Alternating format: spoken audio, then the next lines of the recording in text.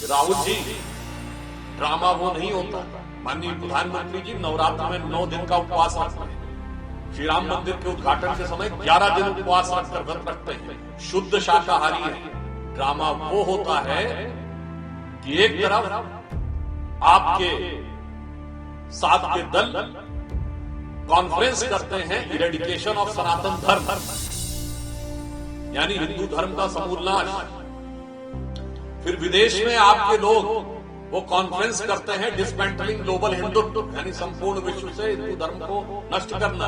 और आप कहते हैं कि हिंदू धर्म की शक्ति से लड़ना है। और फिर कुर्ते के ऊपर जनेऊ वाली फोटो आपकी पार्टी की आधिकारिक प्रेस कॉन्फ्रेंस में दिखाई जाती है और आप मंदिर से बाहर निकलकर अपनी जाति नहीं गोत्र बताते हैं। ये होता है ड्रामा। पहले गंदा पानी और उसके बाद ड्रामा शब्द का प्रयोग। गंदा पानी शब्द का प्रयोग इससे पहले भी प्रयाग के महाकुंभ में किया था।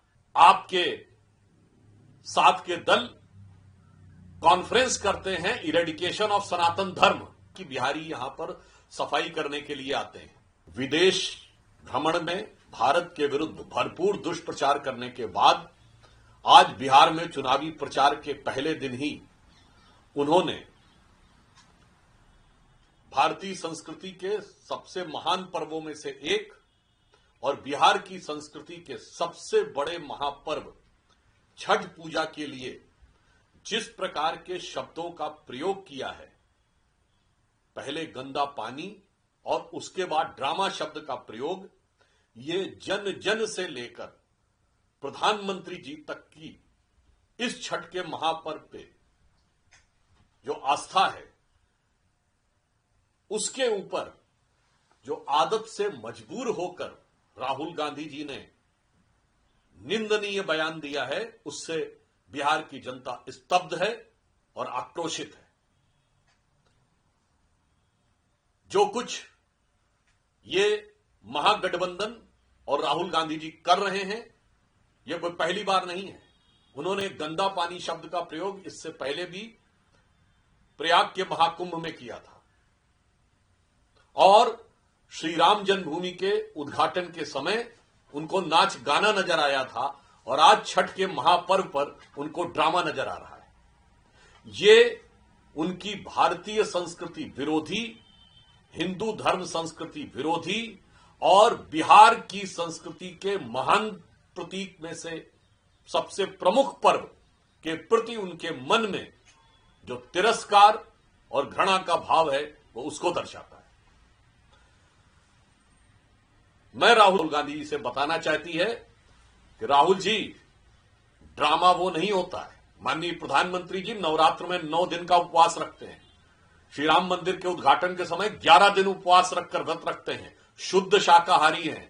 ड्रामा वो होता है कि एक तरफ आपके साथ के दल कॉन्फ्रेंस करते हैं इरेडिकेशन ऑफ सनातन धर्म, यानी हिंदू धर्म का समूल नाश। फिर विदेश में आपके लोग वो कॉन्फ्रेंस करते हैं डिसमेंटलिंग ग्लोबल हिंदुत्व, यानी संपूर्ण विश्व से हिंदू धर्म को नष्ट करना। और आप कहते हैं कि हिंदू धर्म की शक्ति से लड़ना है। और फिर कुर्ते के ऊपर जनेऊ वाली फोटो आपकी पार्टी की आधिकारिक प्रेस कॉन्फ्रेंस में दिखाई जाती है और आप मंदिर से बाहर निकलकर अपनी जाति नहीं गोत्र बताते हैं। ये होता है ड्रामा। और मैं महागठबंधन की तरफ से ख्वाबों ख्यालों के सीएम उम्मीदवार तेजस्वी यादव जी से भी पूछना चाहता हूं कि ये बिहारियों के अपमान की कितनी लंबी श्रृंखला आप बर्दाश्त करने को तैयार हैं। पहले आपने एक ऐसे राज्य के मुख्यमंत्री को बुलाया, तमिलनाडु के मुख्यमंत्री श्री एम.के. स्टालिन को, जिनके मंत्रियों ने ऐसे अपमानजनक शब्द बोले, हम किसी को छोटा बड़ा नहीं कहते। उन्होंने कहा कि बिहारी यहां पर सफाई करने के लिए आते हैं, अर्थात बिहार की स्वाभिमानी श्रमिक जनता का अपमान आपने बिहार की धरती पर करवाया। उसके बाद आपने एक ऐसे मुख्यमंत्री को बुलाया, तेलंगाना के मुख्यमंत्री श्री रेवंत रेड्डी, जिन्होंने सीधे बिहार के कुर्मी समाज का नाम लेकर कहा था कि बिहार के डीएनए से डीएनए खराब है।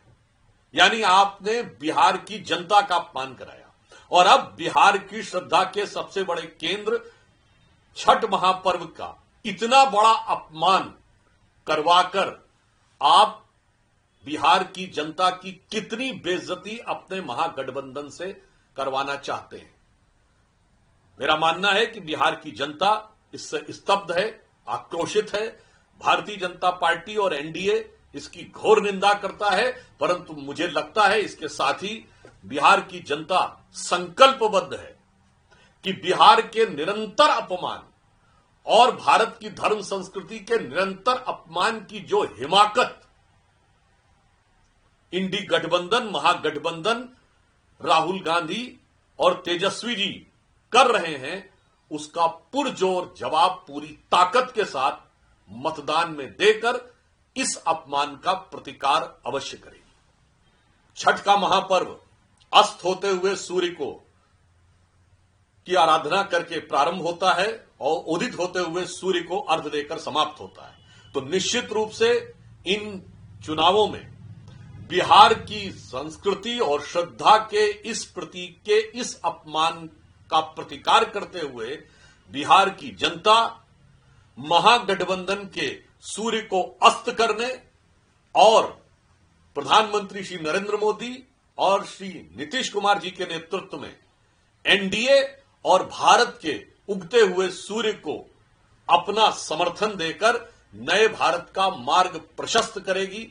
और इसे में बिहार के प्रसिद्ध कवि रामधारी सिंह दिनकर जी की उस प्रसिद्ध पंक्ति मुझे याद आती है, जो उनकी बड़ी प्रसिद्ध कविता थी, मेरे नखपति मेरे विशाल। उसकी यह पंक्ति कि प्राची के प्रांगण बीच देख जल रहा स्वर्ण युग अग्नि ज्वाल। ये बिहार की जनता के लिए विचार करने का विषय है कि प्राची के प्रांगण बीच देख जल रहा स्वर्ण युग अग्नि ज्वाल। तू मौन त्याग कर सिंहनाद रे तपी आज तपका न काल। नवयुग शंख ध्वनि जगा रही तू जाग जाग मेरे विशाल। राहुल जी, ड्रामा वो नहीं होता। माननीय प्रधानमंत्री जी नवरात्र में 9 दिन का उपवास रखते हैं। श्री राम मंदिर के उद्घाटन के समय 11 दिन उपवास रखकर व्रत रखते हैं, शुद्ध शाकाहारी है। ड्रामा वो होता है कि एक तरफ आपके साथ के दल कॉन्फ्रेंस करते हैं इरेडिकेशन ऑफ सनातन धर्म, यानी हिंदू धर्म का समूल नाश।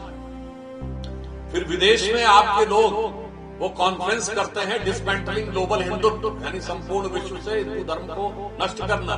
और आप कहते हैं कि हिंदू धर्म की शक्ति से लड़ना है। और फिर कुर्ते के ऊपर जनेऊ वाली फोटो आपकी पार्टी की आधिकारिक प्रेस कॉन्फ्रेंस में दिखाई जाती है और आप मंदिर से बाहर निकलकर अपनी जाति नहीं गोत्र बताते हैं।